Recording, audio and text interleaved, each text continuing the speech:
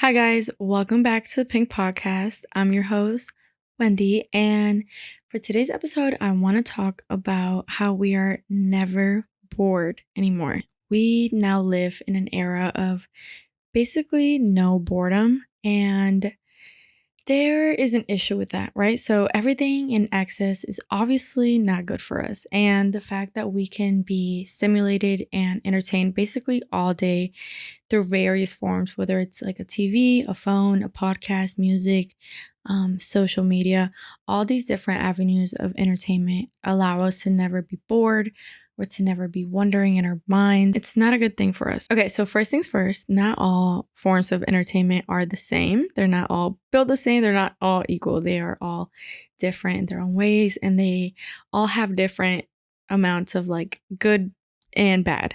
Right? So let's talk about kind of like the main ones, which is like music, TV, games, podcasts, and social media. And I think it's fair to put YouTube as its own categories. I feel like YouTube isn't like TV, and it's also not like scrolling on your phone. Like you could watch TV on a laptop, you could watch it on your TV, or you could watch it on your phone. So I feel like YouTube has grown into its own form of entertainment because you kind of can't watch something very long formatted on there or short form too. So YouTube is its own category. So those are kind of like the top six or the main six that I feel like we all kind of deal with day in and day out. I know there's a lot more, but those are kind of like the main ones. Now, for example, music, some could argue it's not as harmful, obviously, as social media. But regardless, all these things are stimulating and they keep us entertained. Now, the problem that I have with the concept of being entertained all the time is that it allows our brain basically no time to be bored and to buffer. So when we are entertained all the time, we are kind of distracting ourselves from reality. That is the entire purpose of being entertained. You're kind of watching something or doing something that's not correlated to you. Like it's not like you're watching your own problems on TV, you're watching someone else, or like you're watching a show, or you're scrolling on your phone. You're kind of being submerged into a different world in a sense and being completely distracted from what's happening in your world, which is important and it is good because we obviously need to relax and have some distractions sometimes and just kind of take it easy, unwind, relax because life can be stressful and everybody needs a little bit of downtime. So I'm not going to sit here and say like, oh my God, all entertainment is bad. We need to be bored all the time. The problem here is that we're never bored anymore. Okay. And everything in excess is bad. Like drinking too much water is bad for you, even though water is inherently good. And you're like, okay, this is one of the most fundamental parts of life. And I really need this. It could kill you. Same thing with fire. Fire is essential to life and keeping us warm and making food, whatever. Yeah, it could still kill us. So everything must be in moderation. And entertainment is good for when you're unwinding, when you're trying to relax, when you need that time to be distracted, to just take a step back and kind of enjoy yourself. But we shouldn't be entertained all the time. Now, back to the point of how we're never bored. What happens when we're bored, when we're not being stimulated? We have time to access kind of like all the open tabs in our brain. So if you imagine your brain kind of being like your phone where you have all these open tabs and you just keep opening more and opening more and opening more and doing more things. And now it's like getting full of things that you didn't finish, like paying that one bill or I don't know, buying that one sweater, like all these things that you're like in the middle of doing, but then you get distracted, you open a new tab, you do a new thing. This is kind of your brain. Your brain is dealing with all of you and everything that you're thinking and everything that you're choosing to do and choosing not to do all freaking day. And it's accumulated all these tasks for not just days or hours, but weeks and months and years. So you have all these running tasks in your brain of things your brain has to remind you to do, things that you have to, oh shit, I need to go pay this or do that. It's someone's birthday. All these things, your brain is in charge of kind of sending you little alerts throughout the day. And when we're being entertained all day, every day, we don't really allow our brain to send us these things forward because we are consuming something new. So if you're sitting there on the couch and you're watching TV for 6 hours, you're constantly consuming something. You're watching the show, you're like, okay, this is happening now, this is happening. You're thinking about the character, you're thinking about the plot. You're completely submerged and kind of in this other world, right? So you don't really have your brain sending you forward notifications. It knows that you're not in the mode of doing that right now. You're clearly doing something else. You are absorbing new information. Your brain has to sort what you're watching. It has to think about it. It has to translate the image that it's seeing and like compute it. And it's doing all these tasks. So it's like, even though you feel like you're doing nothing when you're sitting there watching TV, scrolling on your phone, consuming any type of entertainment, it feels like I'm relaxing. Your brain is still active. Your brain is still clocked in and working. It's not just chilling. And it can't just like send you these reminders or these tasks, and it can't push forward creativity or inspiration because you are still doing something. It's kind of like, imagine how your stomach gets a break from eating while you're sleeping. Right, you're fasting, you're in your fasting state, which means your body is not eating. That's why it's called breakfast. It's like you're breaking your fast, right? And when you're not eating, your body's digesting, it's finishing consuming what you fed it throughout the day. And then when it's done with digestion, it goes on to doing its background tasks. That is actually why people say that fasting is so good for you, because when you allow your body to not just be digesting all day, it can focus on repairing itself and creating new cells and regenerating itself and becoming a better body, right? But that's a different podcast episode for a different day. But the same way that your body kind of needs that downtime from digesting in order to focus its resources and cells and energy into helping you regenerate other parts of your body, it's the same for your mind. Your mind needs a break from being fed stuff to digest. Like if you're listening to music, you're actively listening to the words, you're singing along, you're thinking about how good the song makes you feel, you're thinking about what song to play next. You're thinking, you're digesting this stuff. And that's blocking the opportunity of getting a creative wave or getting inspiration or remembering to file your taxes or remembering to text that one friend back or remembering to do any of the things that you need to do. Now, another problem with being entertained all the time is that not all forms of entertainment is created equal, how we were saying earlier. So if you are watching a podcast, or maybe you're listening to a podcast, hopefully mine, while you're like cleaning around the house or doing a chore or whatever, you're being entertained and you're being stimulated while you're also doing a chore. But that is different than sitting on the couch and scrolling through Instagram or TikTok, something that demands your full attention. So all the different types of entertainment require different amounts of energy and concentration from you. So let's say TikTok, for example, you have to actively scroll every like 15 seconds to 60 seconds ish, let's say on average. You have to actively scroll. You're done with this video, now you go to the next video.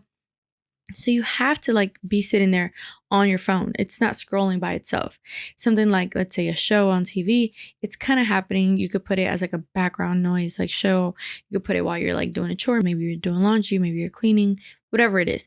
There's some things that you could put in the background, music, podcasts, TV, and there's things that require your full attention. TikTok, Instagram, Facebook, all these other apps, let's say, or gaming, like you have to actively be putting all of your attention into it. Now, the reason why this is important to realize is because while we're saying, okay, it's just entertainment, like it's the same as if I was watching TV, it kind of isn't. And for many reasons. One, like I kind of said, you can't be doing other tasks while scrolling on TikTok. I know some people like to watch TV and scroll on TikTok or scroll on Instagram. That's another problem for another day. Now, the problem with this is kind of obvious. If you have a source of entertainment that's like background noise and you can do other things while you're indulging in this content, you're watching a podcast, but you are cleaning, you're listening to music, but you are doing some homework. While it is entertainment and while it is blocking some thoughts from coming forward and some creativity from maybe flowing, it is also helping you stay on the task, or maybe even helping you get through the task, because everybody knows like maybe doing homework or cleaning up or doing any of these like tedious chores isn't like the most fun thing to do. So if you could kind of distract yourself with some sort of entertainment and kill two birds with one stone, then why not, right? But then on the other hand, there's the social media apps and the games that require all of your attention, and you can't really do other things while you're enjoying these apps or social media. Now, specifically, social media is its own problem. Now, I want to have a full dedicated episode to social media and its harms and why we're so addicted to it. But for the sake of this episode and how it correlates to being bored, the problem with social media is that we are also comparing ourselves while scrolling. So we are not just consuming mindless content. Like when you're watching a show, these are actors, this is a fake plot. You're kind of removed from it and you're not feeling bad about yourself while enjoying this content. You're kind of like, okay, these are paid actors, they're in an action movie. Okay, you're just enjoying the plot. When you're scrolling through social media, even though you're being entertained, you're also seeing your peers or maybe people that you choose to follow and watching them post basically the highlight reel of their life. So all the best parts of their day, not when they're angry at their freaking mom, not when they had to clean up their dog's throw up. You're kind of just watching them at the park or having a nice lunch or when they're looking cute, all the good stuff, right? Which kind of makes sense. Like, why would you want to actively share the things that are bad? But this is creating like a mirror effect all day where okay, I'm sitting here doing nothing with my day and look at my friend. She's out at the beach with other people. Damn, why didn't I get invited? Damn, her body looks so snatched. Like you start doing this comparison, whether it's consciously or subconsciously about everything that you're consuming, because these are mainly your peers or people that you feel at some sort of level with. It's not like when you're watching TV and it's fake or whatever. And it's like, okay, that's a movie. Like, who cares? When you're watching your peers do these things, you are comparing yourself. And comparing yourself as a form of entertainment can become very, very toxic, right? So that is my problem with us being on social media as entertainment. And I myself obviously struggle with social media as we all do. I scroll on there far more than I should be. And I actively try to reduce my screen time. Sometimes I fail and I go back to over scrolling. Sometimes I'm doing better and I'm like, okay, I'm only on it 30 minutes a day. There's like these waves of up and down, but I think it's at least important to actively know, okay, we are definitely on these apps too much. We have to take some control back and to be trying to reduce our exposure to entertainment and social media, right? Now, if you think about entertainment, it has been around in different forms for so long. Like even back when you think about the medieval days, like people were fighting each other, even though we kind of do that now in a different way. But from fighting each other with horses to having plays to whatever it was, we have always found a way to entertain ourselves as humans and kind of have some of that downtime, enjoying music, going to a comedy show. There has been an evolution of entertainment, and now we are at an age where we can enjoy entertainment by ourselves, which is kind of what's really different from times before, where a lot of entertainment was done still in group settings. Like people will get together and go watch a fight, go to the comedy club, go to a music show. A lot of this entertainment was done still with us being in groups and being with friends and around other people. Now, mainly all of our entertainment is done alone. And as social creatures, it is important that we have social interactions.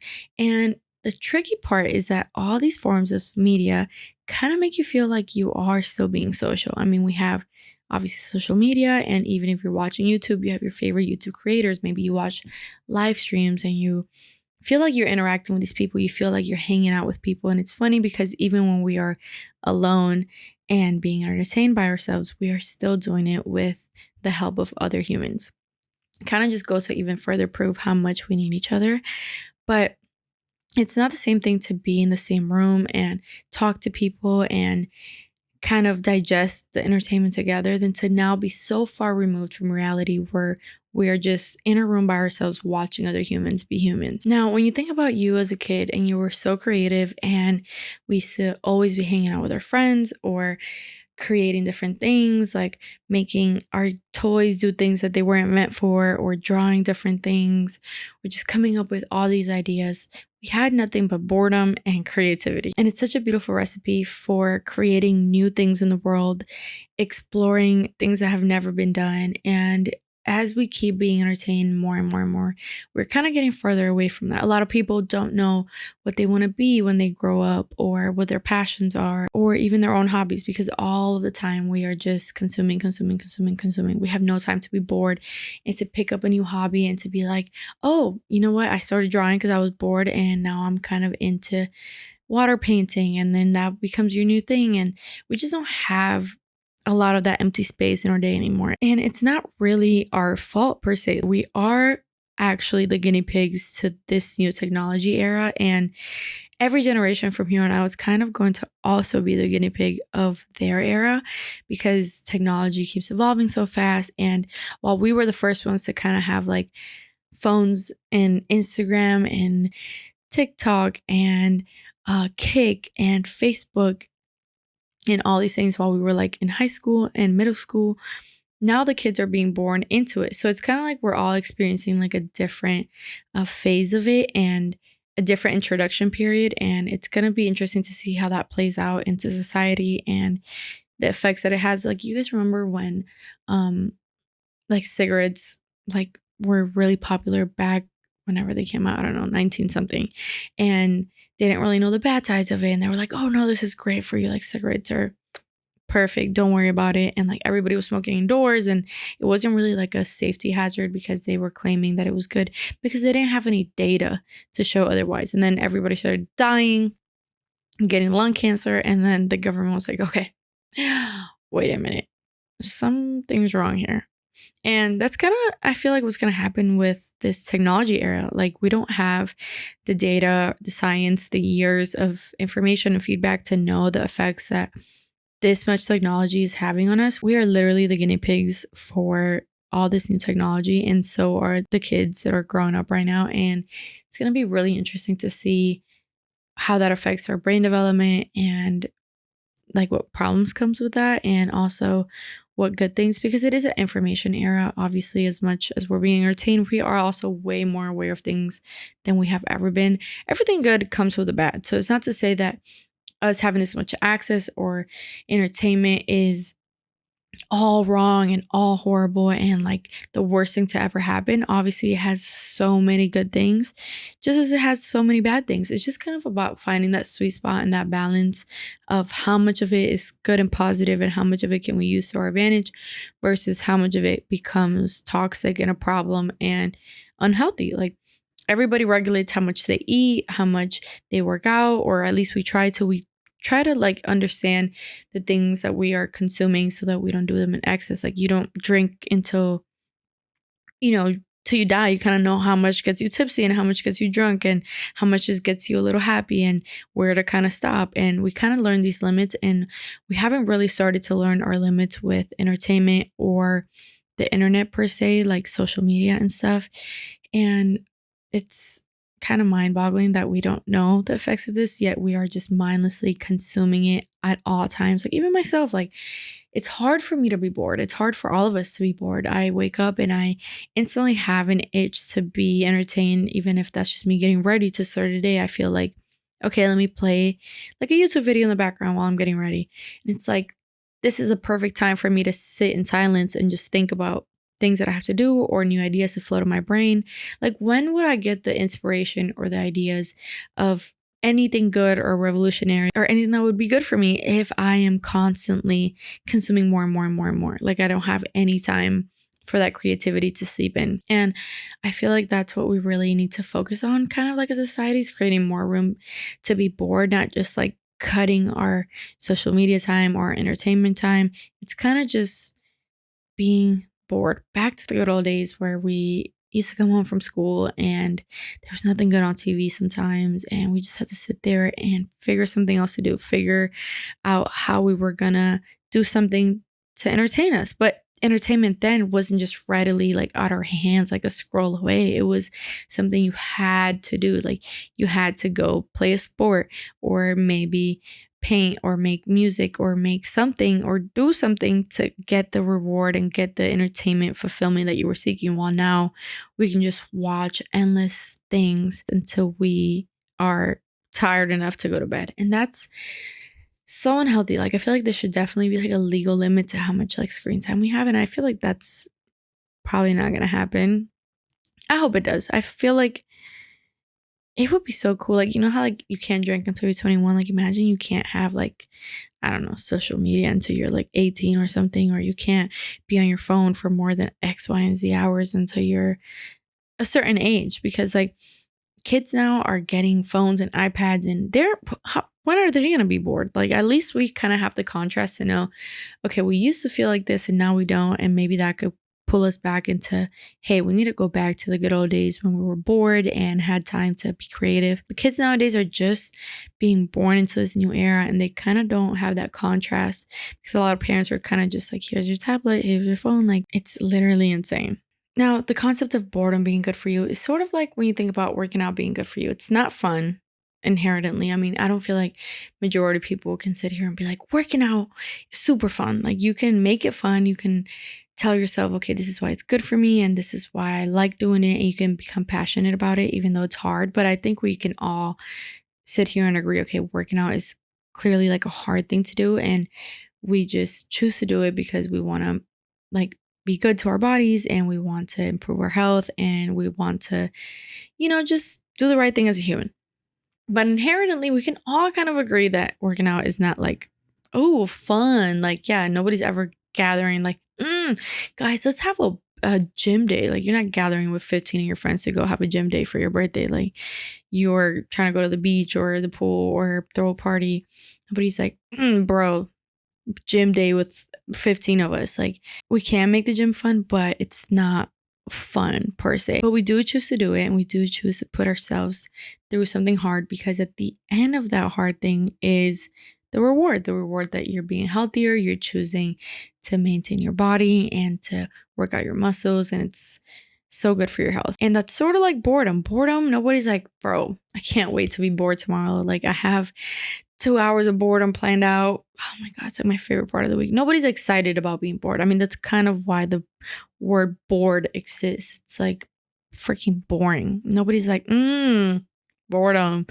But it's kind of like the gym. Like, you choose to put yourself through something hard, because at the end, there is something that's really good for you. And at the end of boredom, at the end of being freaking bored to death, there is creativity and inspiration and that feeling of newness and just motivation, stuff that we don't have all the time when we're just continuously entertained and overly stimulated. And that is kind of something that we have to get better at, putting ourselves through the hardships of all the things we don't want to do, of reading the book, of going outside and just sitting in the freaking grass and doing nothing. Like, I feel like I need to start doing that. I don't just go and sit in the grass and do nothing. Like, but I feel like that would be amazing for me. I feel like I do other things to try to be bored sometimes, but I'm definitely not doing all the things that I know I can do. Like, sometimes I'll purposely not play something in the car.